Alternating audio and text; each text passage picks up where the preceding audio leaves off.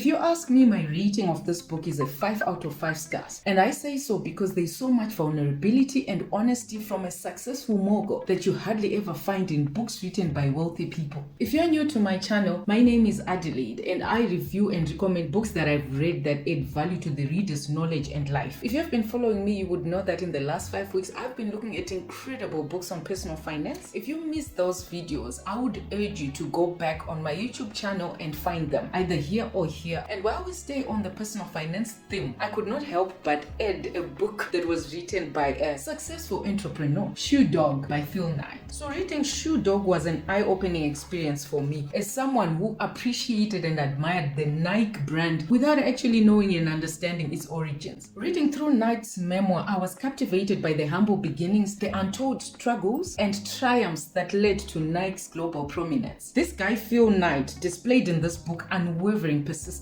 and I totally admired that. He had such a trust in his instincts and a dedication to building a lasting brand that left a lasting impact on me. And of course, the human stories behind the iconic Swoosh logo and the remarkable growth of the brand of Nike. Now, I used to hear lots of youngsters especially talk of the Air Jordan, and my son talks about that too. And I totally no idea the work that had gone into that brand. Now I know exactly the story behind it. And so beyond that glamour of the Swoosh logo that everybody wants to be associated with and the billion-dollar empire, I discovered the human side to Nike, the camaraderie, holding each other's hands, the struggles as well as the setbacks. Normally tales of passion and relentless pursuit. So who is this book for? If you ask me, I would say for lots of groups, and you definitely belong to one of them. If you enjoy memoirs of entrepreneurs who faced significant challenges in the beginning and overcame them to achieve success, then Shoe Dog is a must-read for you. Readers with an interest in the sportswear industry, marketing and brand building, or if you're a fan of biographies and memoir that offer insights to the behind-the-scenes side of things, looking into the creation of iconic and big companies such as Nike. If you seek inspiration from stories of perseverance like I do, I love those stories. If you appreciate determination and pursuit of a vision, it will resonate with you. If you also appreciate narratives about the beginnings of entrepreneurship or of startups, then you will find this book engaging. Now, I did not know Phil Knight at all before reading this book. I am ashamed to say that I didn't even know the names of Nike's founders. And now that I know them, I know that there are fans of Phil Knight out there. If you're one of them, then you would appreciate, of course, reading his life story from where he began. This book will surely then provide perspective into the rise of one of the world's most iconic brand leaders. So as you can see, this book literally covers almost everyone. I believe that anyone can learn something from this book. So what lessons did I learn from reading this book? The first lesson is perseverance amidst adversity. Now, perseverance is a staple in most memoirs, autobiographies, and biographies. If you've been following my channels, you know that the theme of perseverance in the midst of adversity is literally almost in every book I've read and recommended. This shows that nothing of value comes easy. So reading Phil Knight's unwavering determination and relentless pursuit of success in the midst of all sorts of obstacles helped me just cement what we already know, that perseverance is the foundation of success. One quote that deeply resonated with me was when Phil Knight said, "The cowards never started and the weak died along the way.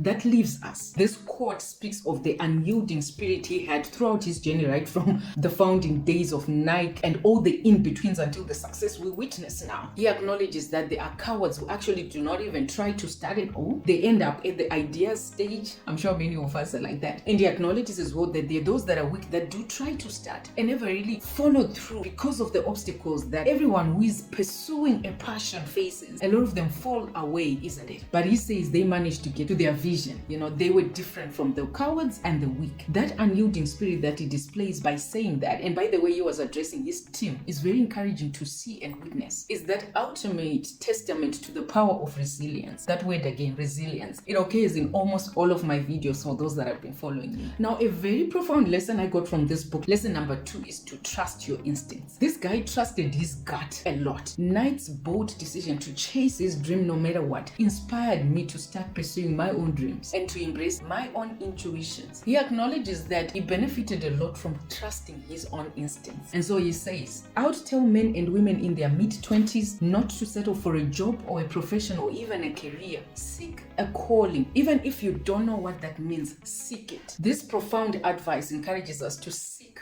our inner voice, to just have that moment of silence and say, what is coming out of me, out of my heart, out of my mind, and pursue our passions, no matter how uncertain the path may seem, because there was no certainty at all in this book, having spanners thrown at you every corner and every part of your path. Now, I know that there are debates around the world around pursuing your passions. Now, this is Phil saying, not me. But I think when challenges surface like the ones that I read in this book and you are following your passion, you may survive better than someone following a passionless path, because then you give up. You become the weak that Phil Knight was talking about in this book, isn't it? The weak that died along the way. So I learned that my instincts should be followed. I should trust them. They're strong. There's a reason why they're there. So let's trust our gut and our instincts, my dear readers. The third lesson I learned from this book is the importance of building a lasting brand. Now, the story behind Nike's iconic brand left me in awe of the power of a well-crafted image. By the way, building a brand, you will learn in this book that it takes years. Most of the times, it's not an overnight success the way that it's portrayed these days. The building of Nike started in the late 1960s, and we're here today in 2023, still admiring and wanting to be identified with this aspirational brand. It's not easy building a lasting brand, and you might not feel convinced as an entrepreneur right from the start. And that's how Nike felt even when they started the iconic Swoosh logo that we all now admire and want to be associated with. He was not convinced of that in the beginning either. He had to warm up to the idea of that logo and that brand. He even writes in this book about that Swoosh logo, that Nike logo, that I don't love it, maybe it will grow on me.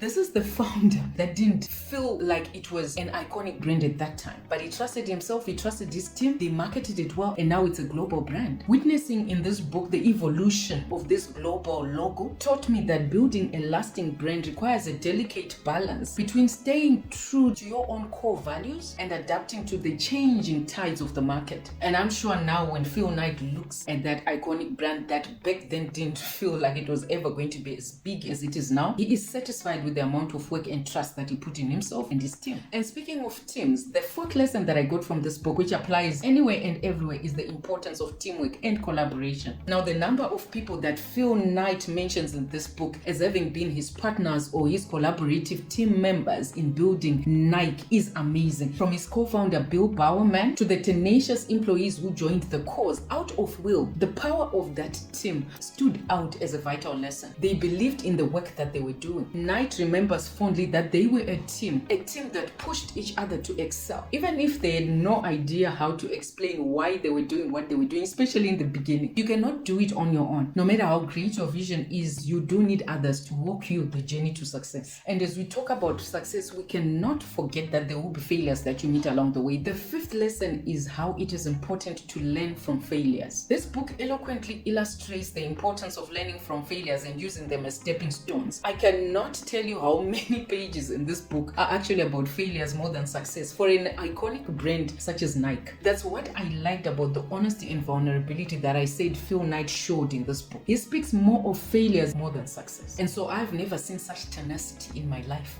That refusal to fail and give in and say, I quit. That wasn't there in this book, no matter how many failures and setbacks and obstacles that Phil Knight and his team faced. And how he looked up to others and how others also then looked up to him while they were on similar or same journeys in their lives. One of the quotes from this book that Knight also said that left an impact on me in reflecting on his learning from failure says, you measure yourself by the people who measure themselves by you. Fascinating, isn't it? So this quote emphasizes that success is not only measured by material gains themselves, but by your learnings from your past and current mistakes and the mistakes of others as well. You even find towards the end of the book that Phil Knight reflects a lot on his journey and almost lists small regrets and mistakes that he made in his life that if he had been given a chance, he could have gone back and made a change on or corrected, showing you that no matter how successful we are or how high we rise, we are still human. We make mistakes, and so his lessons are to the reader to say, take note of these mistakes and regrets I've got, and perhaps learn from these and make a better journey for yourself. So reading Shoe Dog has not only deepened my understanding of the Swoosh logo, my appreciation of it and its founding stages and the global empire it represents, but it has also provided a personal and human perspective to a global empire who has been chasing his passion for years. Like I said, I gained valuable insights into the building of a lasting brand, which resonates with millions of us. As I read this book, I even started thinking thinking of my own business ideas that I've tried before that I gave up on, and I felt inspired to revisit and rethink about those. That's how strong the messaging in this book is. That's how inspiring the book is. It simply teaches you that the journey to the top is not easy at all, and so keep at it. Don't give up. So if you have enjoyed my recommendation of this book, then you're good to subscribe, to like, to share, and to comment your own views on this book if you've read it. So check out my other videos on books to read, and you will enjoy them. As I say to you, cheers to many more book reviews and recommendations.